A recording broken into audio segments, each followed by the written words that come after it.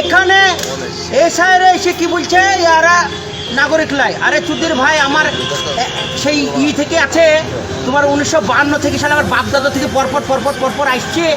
আর আমার এখন দেখাইতে বলছে তো 6টা ছেলে, আমার ছেলে হচ্ছে 5টা।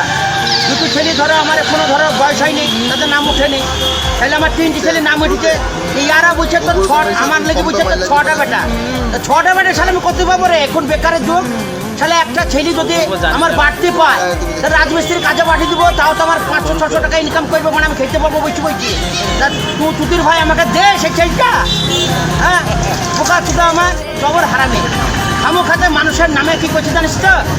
খালি বলছে ডিজিটাল নোট এন্ট্রি করি বাস, সেটা বলে একটা খারাপ বাড়াতে বাদ দেওয়ার লাইন।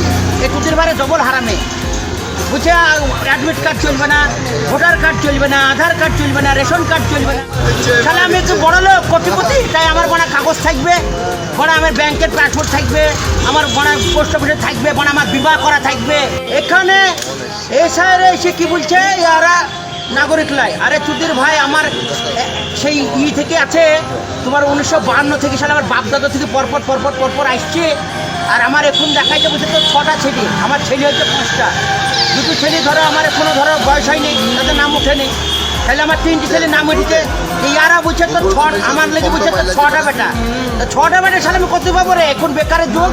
তাহলে একটা ছেলে যদি আমার বাড়তে পায়, তাহলে রাজমিস্ত্রির কাজে পাঠিয়ে দিব, তাও তো আমার